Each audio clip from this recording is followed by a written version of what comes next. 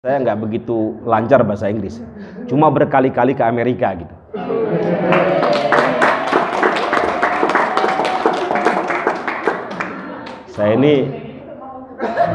Saya ini bisanya cuma I love you doang. Asyhadu alla ilaha illallah. Saya bersaksi bahwa tidak ada Tuhan yang berhak disembah dan diibadahi illallah, melainkan Allah. Wa asyhadu, dan saya bersaksi anna Muhammadan, bahwasanya Nabi Muhammad sallallahu alaihi wasallam Rasulullah adalah utusan Allah subhanahu wa ta'ala. Barakallahu fi.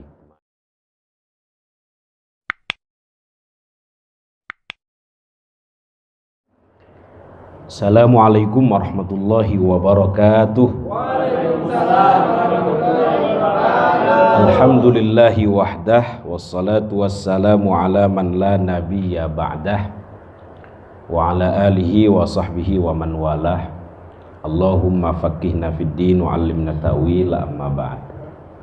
Yang terhormat dan yang saya hormati Ketua Yayasan Raudhatul Makfufin, Ibu Diah, serta seluruh jajaran, para asatid, para guru, hadir di sini Pak Rahman, Pak Wijaya, Pak Abbas. Yang belakang siapa itu ya? Pohodei. Dan seluruh hadirin yang tidak bisa saya sebutkan satu persatu. Terkhusus juga saya muliakan, saya hormati keluarga besar dari Ibu Emma, Ibu Salsa ya, Ibu Vera. Terus yang di belakang siapa tadi saya lupa, Ibu Hani. Mudah-mudahan kehadiran ibu-ibu ke pesantren ini membawa keberkahan untuk kita semua, dan hadirnya kita di sini dicatat sebagai amal soleh, amal ibadah, amal baik yang dapat memperberat timbangan kebaikan kita di akhirat. Bagaimanapun kebaikan harus kita upayakan, adik-adik ya. Kebaikan harus kita upayakan sekecil apapun. Fa amma man thaqulat, gimana? Mawazinuhu fahuwa fi 'isyatir radiyah. Siapa yang amal solehnya, amal baiknya lebih banyak daripada amal salahnya, amal buruknya, fahuwa fi 'isyatir radiyah, maka dia berada dalam kehidupan yang diridhai Allah subhanahu wa ta'ala, artinya di surga. Sebaliknya naudzubillah, wa amma man khaffat, gimana?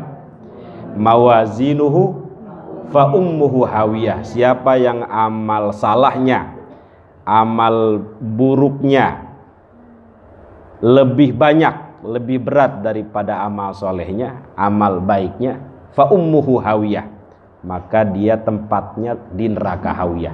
Naudzubillah, tsumma naudzubillah. Kita mah denger aja neraka ya, jangan sampai masuk. 1 menit gosong. Makanya kalau habis sholat jangan Allahumma lantas jalan wa ilaikal ngacir, jangan. Allahumma antas salam dulu, minta selamat dunia akhirat. Ini bukan bahasa Arab, bukan. Pak Abbas, bukan bahasa Arab.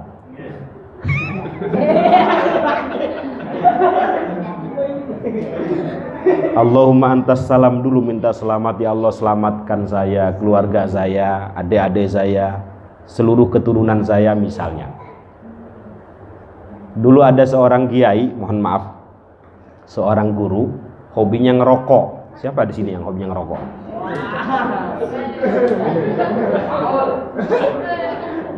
Saat itu beliau sedang umroh. Biasa kan orang suka ngerokok itu kalau habis makan nggak ngerokok itu pahit, asem gitu.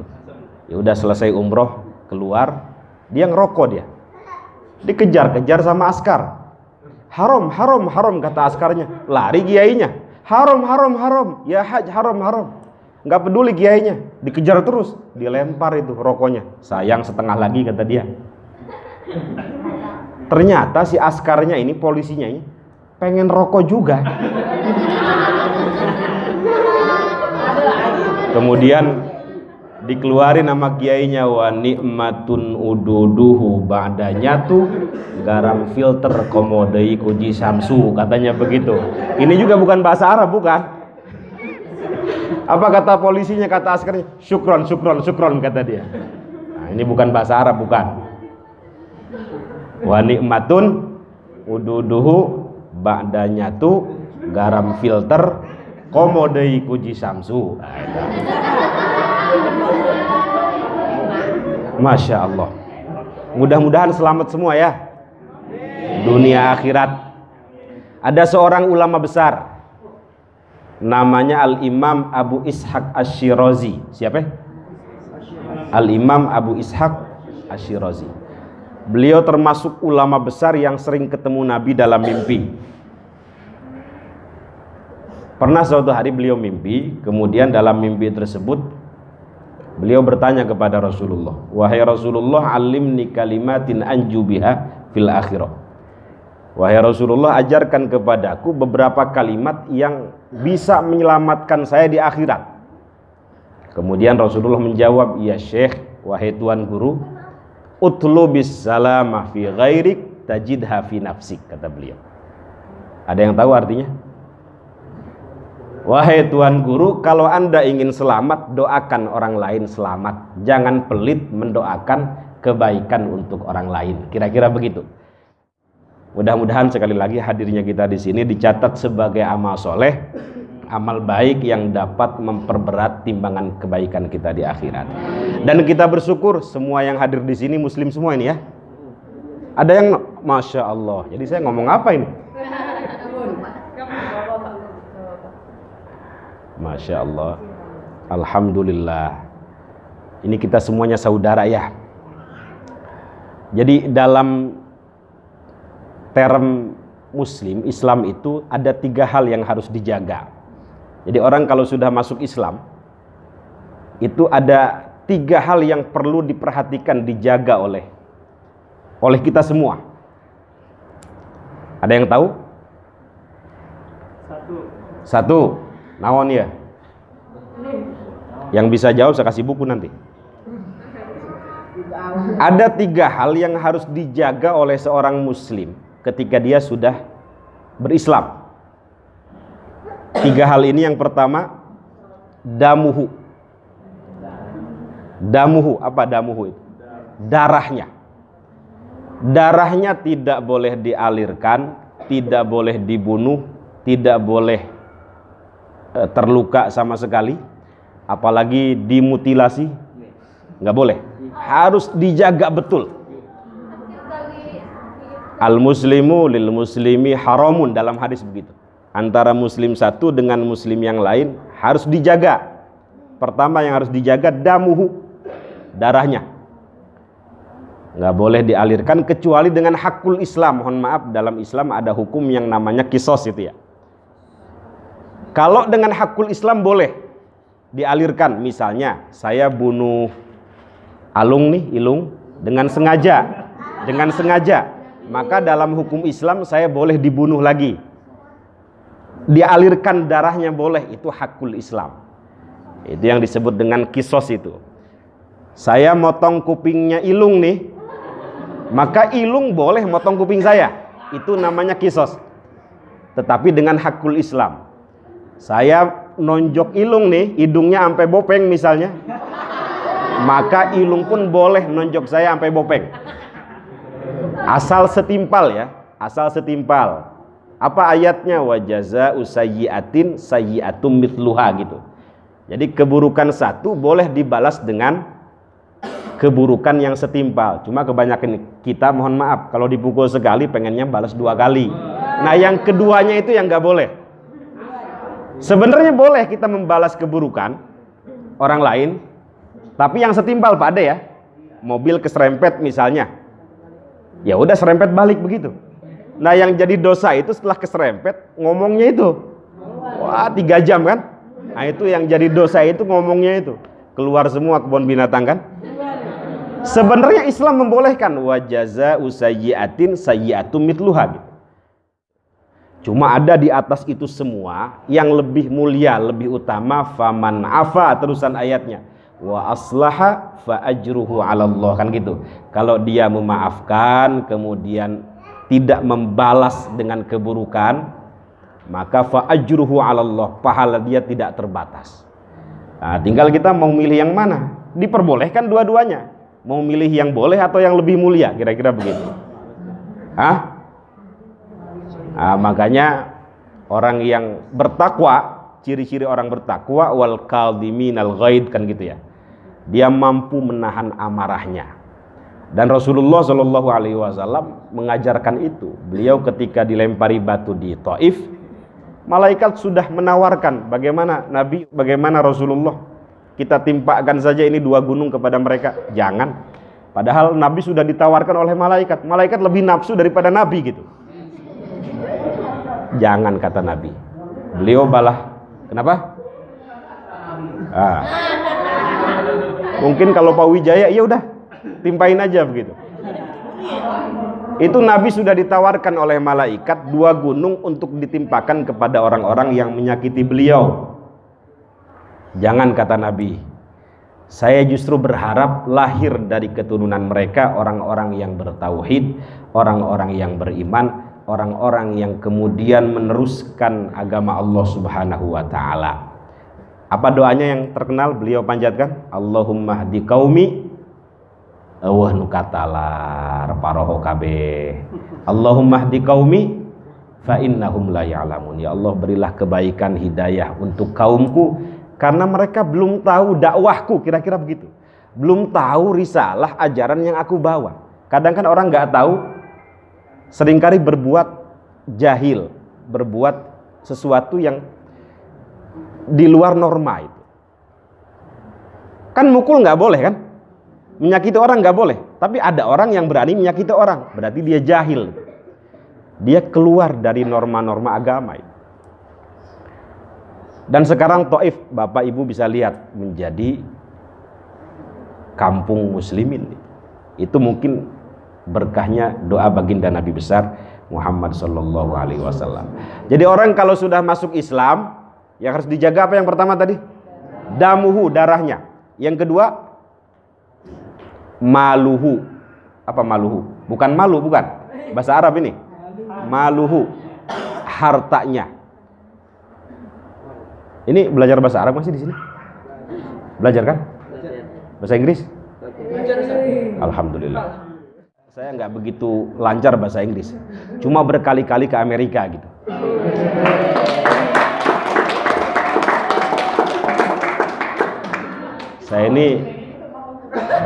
Saya ini bisanya cuma I love you doang. Tapi berulang kali mohon maaf diundang ke Toronto, ke McGill, ke Quebec. Lung, kemana lagi Lung? Ke McD juga. Ke McD. Ke Montreal, ya ke Amerika Utara lah. Ya, nanti saya kasih hadiah buat Ibu Emma atau semuanya ya. Nanti ada, saya punya buku 4, salah satunya tentang cerita saya, perjalanan saya di Kanada. Ya, adik-adik mau nggak? Beli, enak aja.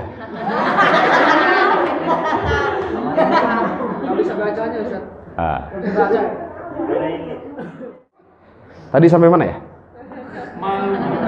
Yang harus dijaga dari seorang muslim itu hartanya. Hartanya nggak boleh dijamret, nggak boleh dicolong, nggak boleh dicuri, nggak boleh dikorupsi. Ada orang, mohon maaf, ibu-ibu itu ngumpulin uang sampai 20 tahun dari hasil apa? Mencuci pakaian, dari hasil mungut sampah. 20 tahun dia kumpulkan, tiba-tiba hilang dalam sekejap. Saya dengar niat ibu ini mengumpulkan uang 20 juta itu untuk berangkat haji dan umroh, kata dia. Tapi tiba-tiba dalam satu malam ada pencuri itu. Kira-kira perasaannya bagaimana itu? 20 tahun menjaga, mengumpulkan harta itu, tiba-tiba dalam satu malam sekejap hilang. Kira-kira perasaannya bagaimana itu? Ya Allah, keselnya minta ampun kan ya? Ya bukan nabi, kita manusia biasa ini. Makanya Islam sangat memperhatikan masalah harta ini. Karena ada orang-orang yang mungkin dalam mencari harta itu seperti itu. Dia ngumpulin dalam waktu 20 tahun buat haji, buat umroh, buat sedekah, tiba-tiba dicuri dalam waktu sekejap. Makanya ghosob tuh nggak boleh nih, mohon maaf santri ini. Minjem sendal punya, pakai sendal punya temennya nggak bilang itu ghosob, nggak boleh. Pakai baju punya temennya nggak bilang, nggak boleh. Itu namanya ghosob. Ngambil ayam kiainya misalnya, masuk kamar sikat misalnya, nggak boleh. Cuma santri punya kaidah ulima ridauhu katanya. Kiai mah udah pasti ridhonya kata dia. Jadi Pak Wijaya kalau punya kambing ya, terus disikat sama santri, ridho ya Pak Wijaya. Jadi harta itu betul-betul diperhatikan. Nggak boleh dicuri, nggak boleh dijamret, nggak boleh digosob. Harus dijaga betul. Yang terakhir, kalau orang sudah masuk Islam, yang harus dijaga adalah kehormatannya. Nggak boleh dilecehkan, nggak boleh direndahkan, nggak boleh dipandang sebelah mata. Kenapa orang berantem sekarang sesama muslim? Karena tidak paham ini, tidak paham fungsi ini. Kenapa orang berani merendahkan? Padahal mohon maaf, itu yang harus dijaga. Karena tidak paham fungsi ini. Ini kenapa ini? Oke, alhamdulillah kita ditakdirkan oleh Allah Subhanahu wa taala untuk masuk ke dalam Islam. Itu dalam hadis, mohon maaf, saking perhatiannya Rasulullah ya. Beliau punya sahabat kesayangan namanya Usamah bin Zaid. Siapa? Usamah bin Zaid. Usamah bin Zaid ini putra daripada Zaid bin Harithah. Zaid bin Harithah ini budak yang pertama kali masuk Islam. Nah, punya anak namanya Usamah. Usamah ini dikirim suatu hari oleh Rasulullah Shallallahu Alaihi Wasallam ke satu medan perang. Nah, dalam keadaan perang berkecamuk, tiba-tiba ada musuh lari, dikejar sama Usamah. Kamu mau kemana? Dikejar. Kamu mau kemana? Terpojok di pojokan sonono. Nah, mau kemana kamu? Kata Usamah bin Zaid. Nah, suara apa itu? Sincan. Kamu mau kemana? Terdesak musuh ini, kemudian tiba-tiba mengucapkan asyhadu alla ilaha illallah wa asyhadu anna Muhammadar Rasulullah. Tapi Usamah nggak percaya ini. Jangan-jangan dia mengucapkan syahadat ini karena takut saya bunuh, kata dia, untuk melindungi diri sendiri. Kata temannya jangan dibunuh. Tapi tetap oleh Usamah dibunuh karena dia nggak percaya bahwa orang ini ingin masuk Islam. Dilaporkan kepada Rasulullah Shallallahu Alaihi Wasallam. Nggak ada yang jawab, ini pelit banget. Al-bakhil man dzukirtu indahu wa lam yusalli alayya. Orang yang pelit, bakhil, merepet jahe adalah orang yang apabila disebut nama Rasulullah tidak bersolawat kepada beliau. Sallu ala Nabi Muhammad. Ustadz, dalam hati Ustadz, disiarkan dong biar semangat gitu. Dilaporkan kepada baginda Nabi besar Muhammad sallallahu alaihi wasallam, dipanggil Usamah. Ya Usamah, aqataltahu ba'da maqala la ilaha illallah. Apakah kamu tetap membunuhnya setelah dia mengucapkan kalimat tauhid, mengucapkan la ilaha illallah? Iya ya Rasul. Tapi begini Rasul, dia itu mengucapkan kalimat syahadat bukan karena ingin masuk Islam, tapi karena takut saya bunuh. Rasul jawabannya apa? Fa kaifa tasna'u bila ilaha illallah. Iya, kalau begitu bagaimana engkau bertanggung jawab dengan la ilaha illallah yang telah dia ucapkan? Ya Rasul, dia itu masuk Islam karena terdesak. Rasul jawabannya fa kaifa tasna'u bila ilaha illallah. Terus bagaimana? Paham, saya paham, kata Rasul. bagaimana engkau bertanggung jawab dengan la ilaha illallah? Ya Rasul, dia itu dusta mengucapkan kalimat syahadat itu, la ilaha illallah itu. Iya, paham kata Rasul. Tetapi kamu bertanggung jawab dengan la ilaha illallah itu bagaimana? Nanti di akhirat. Kemudian dia bilang, istaghfirli ya Rasulullah. Mohonkan ampun kepada Allah wahai Rasulullah. Nyesel dia. Kalau engkau memang pengen tahu apakah orang ini dusta atau benar ketika mengucapkan kalimat syahadat, belah saja dadanya. Lihat di hatinya. Tambah nyesel tuh Usamah bin Zaid. Tambah nyesel. Kemudian saat itu dia seolah-olah merasa ingin keluar Islam lagi, kemudian masuk Islam, mengucapkan kalimat syahadat lagi agar kesalahan-kesalahan sebelumnya diampuni oleh Allah Subhanahu wa taala. Karena kalimat syahadat itu tajubbu ma qablahu, kata Rasulullah, bisa menghapus seluruh kesalahan-kesalahan kecil maupun besar yang sudah pernah dilakukan sebelumnya. Dan kemudian Usamah berjanji tidak akan mengikuti peperangan lagi yang mana di dalamnya ada orang Islam. Dan terbukti dalam sejarah beliau tidak mengikuti peperangan yang dilakukan oleh Sayyidina Ali dengan Sayyidah Aisyah. Perang apa namanya? Perang Jamal. Kumaha ya teh? Antara Sayyidina Ali dengan Sayyidina Muawiyah perang apa? Perang Siffin. Perang apa? Nah, Usamah bin Zaid tidak ikut. Kenapa? Khawatir mengalirkan darah orang yang sudah mengucapkan kalimat syahadat yang tadi harus dijaga. Damuhu wa maluhu wa irduhu, darahnya, hartanya, kehormatannya. Sampai segitunya, saking mulianya orang yang sudah mengucapkan kalimat syahadat itu. Jadi Rasul nggak peduli dia dalam keadaan ragu atau dusta atau terdesak, kalau sudah keluar dari mulutnya asyhadu alla ilaha illallah wa asyhadu anna muhammadar rasulullah, harus dijaga apa tadi? Damuhu, darahnya, maluhu, hartanya nggak boleh dijamret, harus dijaga. Wa irduhu, kehormatannya harus dijaga.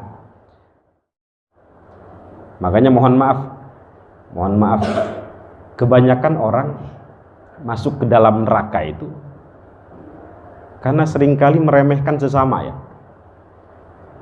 Ada satu hadis, kalau ini kita amalkan mungkin semuanya aman dunia ini. Beliau sering mengatakan begini, la tahasadu, jangan kalian saling iri dengki. Wala tabaghadu, jangan kalian saling membenci gitu.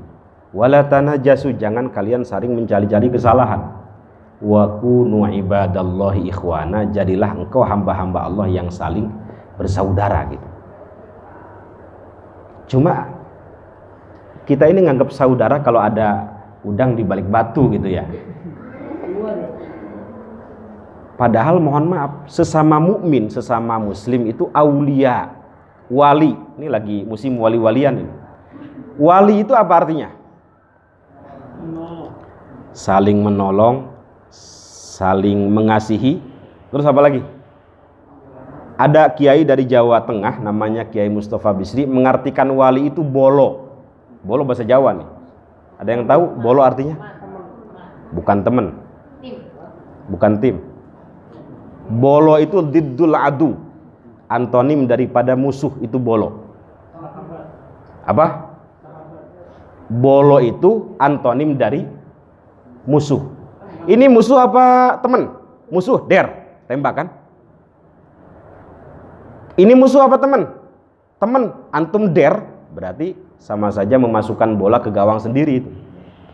Paham nggak nih? Paham nggak nih? Antum diam ini memperhatikan, tidur, karena saya nggak bisa bedain dia tidur apa enggak, itu nggak bisa bedain.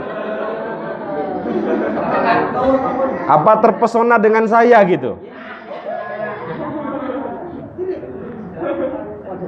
Jadi sesama muslim itu wali ya. Mohon maaf, ini teman apa musuh? Musuh, der. Ini teman apa musuh? Teman ya jangan ditembak. Kalau sesama teman saling menembak, saling menjatuhkan, saling merendahkan, saling apa lagi? Maka dia sama saja memasukin bola ke gawang sendiri. Padahal kalau kita memahami, kita ini wali, sesama kita ini wali, ya saling mengasihi, ya saling hormati, ya bolo tadi itu. Makanya mohon maaf, nanti di akhirat salah satu orang yang akan mendapatkan syafaat itu, yang kemudian dipanggil oleh Allah, orang-orang yang saling mencintai itu. Teman-teman ini harus memilih teman, mohon maaf, yang baik. Karena nanti di akhirat akan dipanggil dengan temannya itu. Ainal mutahabbina bi jalali, mana orang-orang yang saling mencintai karena aku? Oh, Ilung dengan Maulana misalnya. Maulana ini betul-betul cinta dengan saya. Cinta dalam arti positif ya, bukan antum tidur bareng gitu, kemudian mandi bareng. Itu namanya mal'unun man amila amala qaumi Lut, gitu kan. Dilaknat orang yang melakukan amal sebagaimana amalnya kaum Nabi Lut. Maulana tidur sama siapa? Maulana? Alhamdulillah sendiri. Sendiri ya. Jangan sampai saya lihat nanti lagi bahaya ya. Oke. Sampai mana tadi? Nembak teman sendiri. Jadi kalau kita sadar dan kita sudah masuk Islam ini harus dijaga itu, karena sesama kita ini wali. Nanti di akhirat akan dipanggil ainal mutahabbina bi jalali. Mana teman kamu yang kamu perhatikan itu, yang kamu cintai itu? Oh, itu Maulana mau masuk neraka katanya. Misalnya. Kata Ilung, jangan dimasukin ke neraka. Dia itu kalau bangun malam suka bangunin saya. Bangunin saya apa? Nganterin pipis misalnya. Nah, kemudian setelah itu tahajud. Jadi selalu ngajak saya berbuat baik, meskipun dia sendiri setelah itu tidur lagi misalnya. Jadi teman itu bisa membawa seseorang ke surga. Jangan dimasukin ke neraka, masukin aja ke surga. Makanya Rasul tuh sangat perhatian terhadap umatnya. Kalau milih teman yang baik, kenapa? Karena teman itu seperti penjual wangi-wangian dalam hadis sahih itu ya.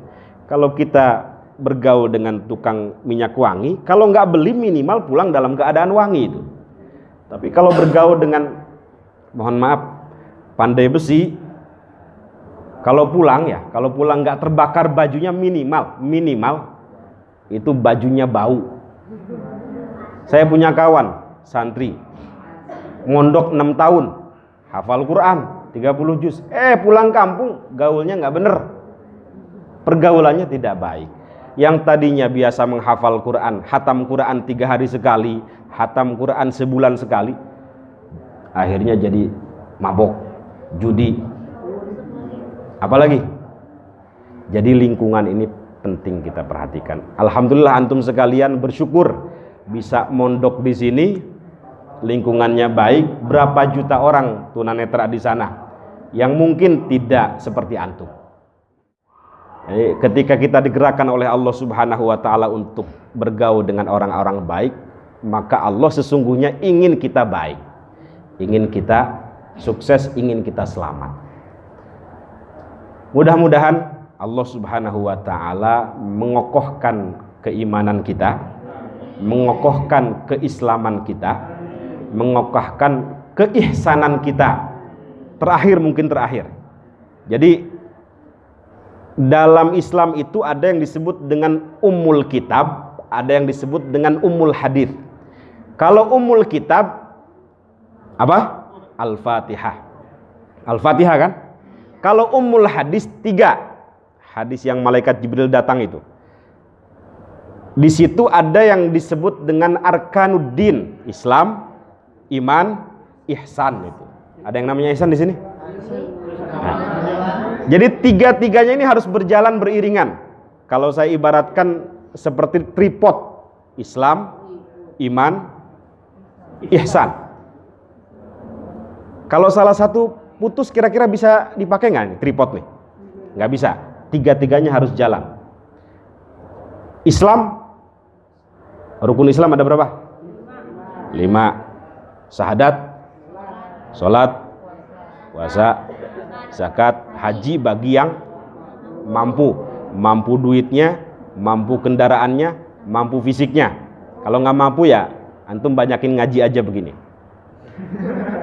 Yang kedua iman, rukunnya apa? Iman kepada Allah, iman kepada malaikat, Iman kepada kitab-kitab, ya Taurat, ya Zabur, ya Injil, ya Al-Quran, ya Suhuf Ibrahim Musa. Nah, itu kitab-kitab harus kita imani. Apalagi? Kepada Rasul, kepada qada dan qadar, kepada hari akhir. Ada 6. Ini keimanan. Jadi mohon maaf, agama Islam ini mabniyun alal wahyi, laisa mabniyan alal akli. Pondasinya itu wahyu, bukan akal semata. Akal perlu, tapi wahyu harus didahulukan. Contoh-contoh, ada orang nanya, Ustadz, kenapa orang kentut kok yang dibasuh mukanya? Ini kan nggak masuk akal nih. Nah, ini agama, keimanan, nggak bisa dipertanyakan, nggak bisa itu. Hah? Nggak bisa dipertanyakan. Seperti orang setelah kematian ini udah selesai begitu, nggak ada lagi kehidupan. Itu kan berkaitan dengan keimanan. Kalau umat Islam meyakini adanya kehidupan setelah kematian, kan bahkan lebih panjang daripada kehidupan di dunia. Paling di dunia ini mah baina sittina ila sab'in, antara 60 sampai 70 tahun. Jadi siap-siap nih Pak Haji yang sekarang usianya udah 59 tahun, lebih 11 bulan, lebih 29 hari. Ini kalau enggak pulang dari sini besok. Enggak panjang, cuma 60 sampai 70 tahun. Tapi ketika sudah mati, meninggal, itu perjalanannya lebih panjang. Makanya saya bilang di mana-mana, kematian itu jangan ditakuti. Yang kita takuti kehidupan setelah kematian. Apakah bekal kita cukup atau tidak? Karena perjalanannya panjang. Setelah mati alam apa namanya? Alam barzakh. Nggak tahu sampai hari kiamat nanti berapa ribu tahun lagi. Kira-kira bekal antum nih ngaji di sini cukup apa enggak? Kira-kira. Makanya saya bilang harus kawin biar antum meskipun masuk neraka itu minimal sudah mendapatkan. Jadi siap-siap bekal yang baik. Dikumpulkan di padang mahsyar. Ini keimanan ya. Dikumpulkan di padang mahsyar yang digambarkan oleh Nabi. Neraka apa namanya? Matahari dekat di atas kepalanya. Bagi orang-orang yang banyak maksiat itu. Tapi bagi orang-orang yang soleh ya dilindungi oleh Allah. Nah itu juga nggak tahu kita dikumpulkan di padang mahsyar itu berapa ribu tahun. Jadi bekalnya harus cukup ini. Bekalnya harus banyak.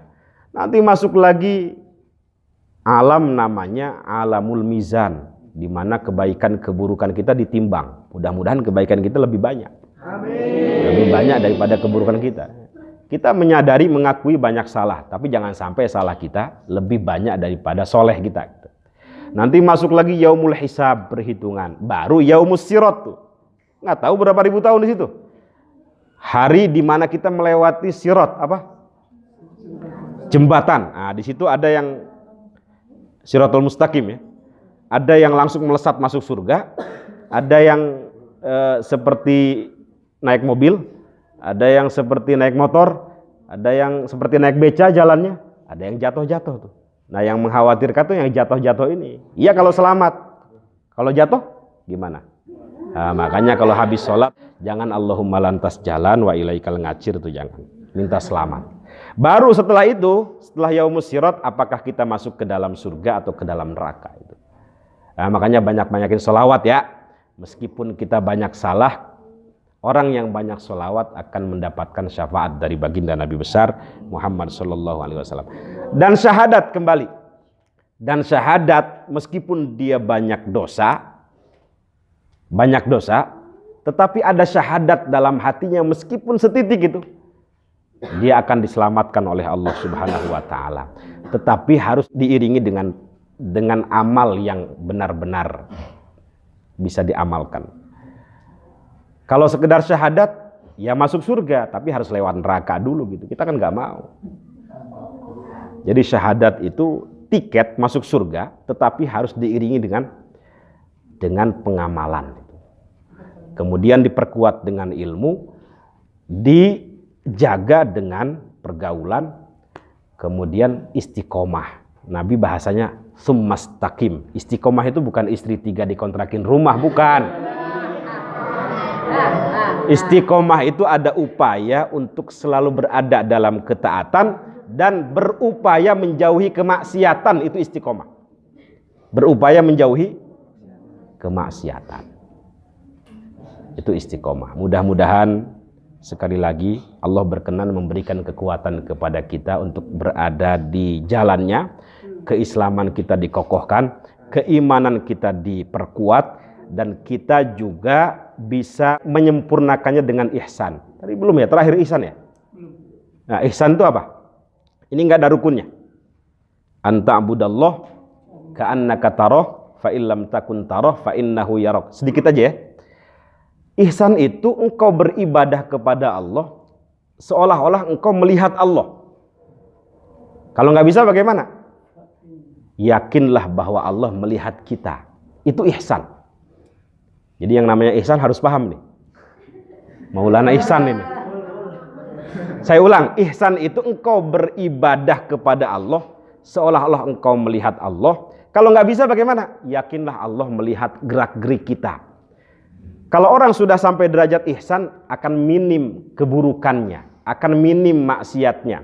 Kenapa? Karena merasa dimuraqabah, merasa diawasi oleh Allah, merasa dipencerong mau dalam keadaan rame-rame maupun dalam keadaan sendiri. Yang mengkhawatirkan kan dalam keadaan sendiri, ya, nggak dilihat siapapun, dia bisa nggak menjauhi kemaksiatan nih. Kalau dia merasa dimuraqabah oleh Allah Subhanahu wa ta'ala, maka dia akan mampu menjauhi keburukan meskipun dalam keadaan sendiri. Ini saya kasih gambaran ya, terakhir dan paling terakhir. Ihsan itu begini. Pak Wijaya misalnya. Mana Pak Wijaya? Ini saya. Ah.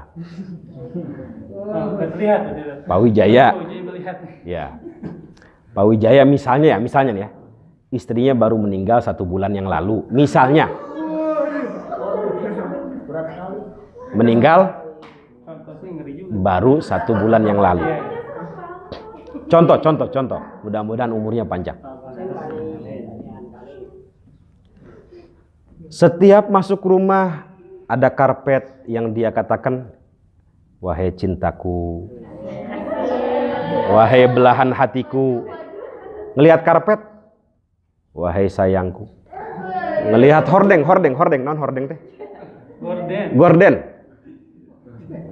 Wahai kekasihku yang tidak tergantikan misalnya. Ngelihat sendok yang dikatakan itu, wahai istriku tercinta. Apalagi ngelihat kasur ya. Kata anaknya, mohon maaf, kata anaknya, Bapak gila ya? Kira-kira anaknya benar apa salah? Benar dalam pandangan anak, ya kan? Secara kasat mata. Tapi dalam pandangan bapaknya salah itu. Karena bapaknya nggak gila.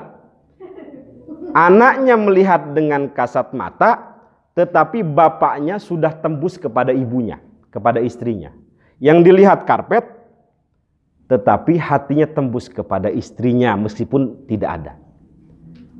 Yang dilihat kasur, wahai kekasihku, hatinya tembus kepada istrinya. Itu ihsan tuh, kira-kira begitu. Bisa dipahami nggak? Yang dilihat pohon, tetapi dia tidak sekedar melihat pohon, melihat pencipta pohon ini. Ini mati kenapa ya? Bukan sabotase, bukan ya?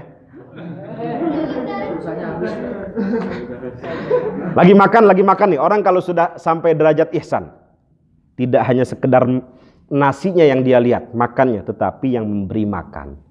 Jadi hatinya terus ta'alluq, berhubungan terus dengan Allah. Kalau orang sudah begitu, akan minim maksiatnya. Kalau bahasa pesantren, akan menjadi abdun rabbani, hamba Allah yang betul-betul taat, hamba Allah yang betul-betul menjalankan agamanya. Kenapa orang berani maksiat? Karena ihsannya hilang itu. Dia tidak merasa dimuraqabah, diawasi oleh Allah Subhanahu wa ta'ala. Maka kembali harus berjalan tiga-tiganya ini. Iman, Islam. Ada orang sholat tapi maksiat, STMJ dia. Sholat terus maksiat jalan. Karena ihsannya nggak ada itu. Oke. Mungkin itu yang bisa saya sampaikan. Mudah-mudahan hadirnya ibu-ibu di sini membawa keberkahan untuk kita semua.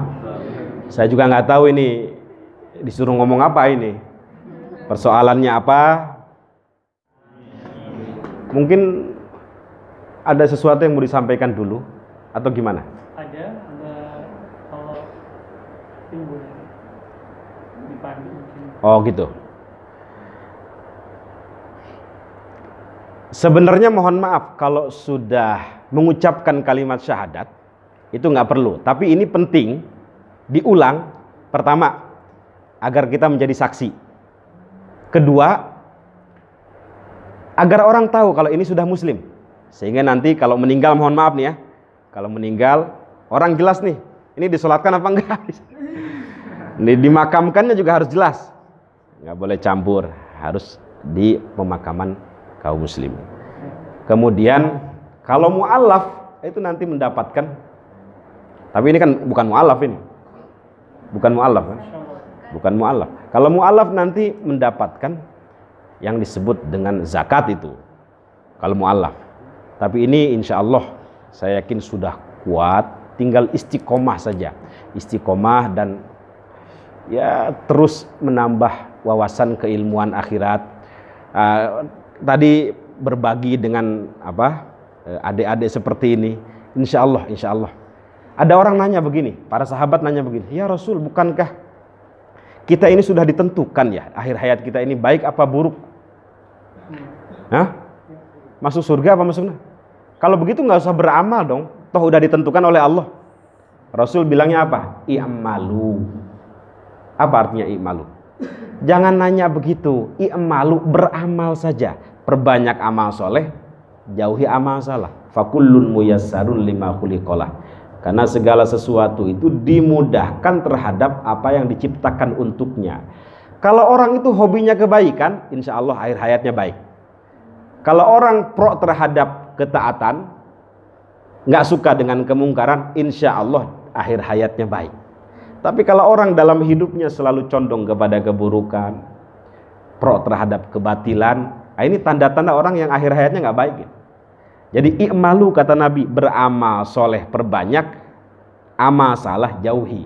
Karena orang akan ditentukan akhir hayatnya itu sebagaimana kebiasaan yang dia lakukan semasa hidupnya. Belum lama ada orang meninggal setelah baca Quran. Ayat kedua ya. Alladzi khalaqal mauta wal hayata. Surat apa itu? Al-Mulk. Meninggal ya. Enak banget meninggal dalam keadaan baca Quran. Kori. Mungkin dia hobinya baca Quran. Kan kita pengennya begitu. Ada orang hobinya mancing. Tetangga saya tuh belum lama. Ini ada apa rame-rame. Ini Bang Anu meninggal di rumah sakit enggak? Meninggalnya tenggelam. 2 jam kemudian baru ditemukan. Ada hujan rintik-rintik, dia lagi mancing, kepleset, mati. Saya pikir memang orang ini pagi sore mancing di situ. Oh betul kata ulama, orang itu mati sesuai dengan hobinya. Jadi hobi kita sedekah, insya Allah mati dalam keadaan baik, dalam keadaan sedekah. Hobi kita baca Quran, insya Allah dalam keadaan baca Quran. Hobi kita ceramah. Ada kiai di Jawa Timur ini lagi ngomong begini, meninggal. Yang ini nanti dulu, yang tua dulu. Ustadz takut juga Ustadz. Ada teman saya mu'alaf, Ihsan Mokoginta namanya, temannya Syamsul Arifin Nababan. Itu meninggalnya dalam keadaan tahiyat akhir. Asyhadu alla ilaha illallah. Meninggal ya Allah. Enak banget meninggal. Nah, kita mah pengennya begitu. Ada Hamid Jabbar di UIN Jakarta. Pernah dengar? Seorang puisi, ahli puisi. Itu Hamid Jabbar kalau sudah berpuisi, semua orang terhipnotis itu. Di atas, semua orang melihat ke atas. Di bawah, semua orang melihat ke bawah. Terjatuh, dia menjatuhkan diri, meninggal. Meninggal dalam keadaan sedang berpuisi. Oh betul kata ulama, orang itu meninggal sesuai dengan hobinya. Jadi saya juga berwasiat kepada diri saya sendiri, kepada adik-adik, kepada ibu-ibu semuanya. Mulai dari sekarang rubah hobi kita dari buruk kepada baik, dari syirik kepada tauhid, dari yang tadinya tidak pernah ngaji kepada ngaji, dari yang tadinya pelit kepada dermawan. Rubah hobi kita dari yang suka marah kepada sabar, suka menggunjing gibah kepada muhasabah, introspeksi diri, dari takabur merasa lebih baik dari orang lain, merasa lebih besar, kepada tawadu. Jadi rubah keburukan-keburukan kita yang tidak selaras dengan kebaikan dan manfaat kepada hal-hal yang selaras dengan kebaikan dan manfaat. Insya Allah kita berharap akhir hayat kita pun dalam keadaan baik, dalam keadaan melakukan ketaatan, dalam keadaan husnul khotimah. Amin amin ya rabbal alamin. Oke, Ibu Emma bisa meniru apa yang saya ucapkan. Asyhadu alla ilaha illallah. Saya bersaksi bahwa tidak ada Tuhan yang berhak disembah dan diibadahi illallah, melainkan Allah. Wa asyhadu, dan saya bersaksi anna Muhammadan, bahwasanya Nabi Muhammad sallallahu alaihi wasallam Rasulullah, adalah utusan Allah subhanahu wa ta'ala. Barakallahu fiik. Masya Allah. Mudah-mudahan Allah berkahi Ibu Emma, Allah berikan kekuatan kepada beliau untuk selalu berada dalam ketaatan, Allah berikan kesuksesan, keberkahan, anak-anak keturunan yang soleh dan solihah, keluarga yang sakinah, mawaddah dan rahmah, dipertemukan dengan orang-orang yang baik, orang-orang yang soleh, dan berharap Ibu Emma, kita semua berakhir dalam hidup ini dalam keadaan husnul khotimah. Amin amin ya rabbal alamin. Ini saya kasih hadiah untuk Ibu Emma. Sebenarnya buku saya banyak, cuma ini hadiah saja, bukan promosi ya, bukan ya. Kalau antum mau beli. Ini buku pertama saya sebenarnya, judulnya Lembaga Penghapus Dosa. Jadi bagi adik-adik yang nggak jelas hidup ini, saya ini arah hidup mau kemana gitu, putus asa gitu, saya ini nggak semangat, ragu dengan apa yang saya jalankan. Baca ini Lembaga Penghapus Dosa, mudah-mudahan menjadi motivasi untuk tidak putus asa. Sebanyak apapun dosa yang kita lakukan, Allah berkenan mengampuni. Tapi jangan menyepelekan juga ya. Ada dosa kecil yang menyebabkan orang itu dilemparkan ke dalam neraka. Apa contohnya? Ngurung kucing, kemudian dia tinggalin, nggak dikasih makan, nggak dikasih minum. Ini hati-hati yang punya burung ini, yang punya burung. Nggak dikasih makan, nggak dikasih minum, mati. Udzibat imro'ah, itu dalam hadis. Seorang perempuan ahli ibadah dilemparkan ke dalam neraka karena kucing yang dia piara nggak dikasih makan. Itu kan sepele. Tapi ada wanita pezina, imro'atun mumisah, diampuni kesalahannya satu saja, gara-gara ngasih minum anjing. Jadi jangan menyepelekan kesalahan-kesalahan kecil, dan jangan putus asa apabila sudah pernah melakukan dosa besar. Selama ruh belum sampai tenggorokan, Allah masih membuka pintu maafnya, pintu taubatnya. Mohon diterima dan mohon dibaca. Nanti boleh review di Facebook atau di subscribe YouTube saya, boleh. Subscribe YouTube saya Ali Hudaybi. Ya, nama panjang saya Ali Muhammad Al Hudaybi, biasa dipanggil Ali Hudaybi. Subscribe, like and share.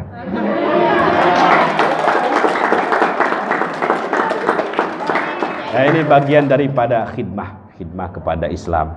Jadi ya saya pengen nulis ini karena umur kita ini terbatas. Kalau ada tulisan kan kita berharap bisa hidup selamanya, kira-kira begitu. Mohon diterima, mudah-mudahan ada berkahnya. Ini nggak dipoto ya? Oh, nggak usah masuk. Narsis banget Ustadz ini. Baik, jazakallah. Dari saya kurang lebihnya mohon maaf. Terima kasih atas segala perhatian. Dan kita tutup dengan doa. Mudah-mudahan hadirnya kita di sini menjadikan Allah Subhanahu wa taala memudahkan urusan-urusan kita, mengampuni kesalahan-kesalahan kita. Ala hadhin niyah wa likulli niyatin salihah. Al-Fatihah. A'udzubillahi minasyaitonir rajim. Bismillahirrahmanirrahim. Alhamdulillahirabbil alamin. Arrahmanir rahim. Maliki yaumiddin. Iyyaka na'budu wa iyyaka nasta'in. Ihdinas siratal mustaqim. Siratal ladzina an'amta 'alaihim ghairil maghdubi 'alaihim waladdallin. Amin. Allahumma salli ala sayyidina Muhammadin fil awwalin wal akhirin wa barik wa sallim radhiyallahu tabaraka wa ta'ala an kulli sadatina ashabi rasulillahi ajma'in amin ya rabbal alamin. Alhamdulillahi rabbil alamin wassalatu wassalamu ala asyrafil anbiya'i wal mursalin wa ala alihi wa sahbihi ajma'in. Allahumma ja'al jam'ana hadha jam'an marhuma wa tafarruqana min ba'dihi tafarruqan ma'suma. Allahumma thabbit imanana wa thabbit islamana wa thabbit ihsanana warzuqna al-istiqamata fil ibadah wal uluman nafi'ah wal auladas salihah wal arzaqal mubarakah wal a'marat tawilah fi ta'atika ya Allah wal a'malal maqbulah wa husnal khatimah birahmatika ya arhamar rahimin. Rabbana atina fid dunya hasanah wa fil akhirati hasanah wa qina adzabannar. Wa sallallahu ala sayyidina Muhammadin nabiyil ummi wa ala alihi wa sahbihi wa baraka wa sallama walhamdulillahi rabbil alamin. Assalamualaikum warahmatullahi wabarakatuh.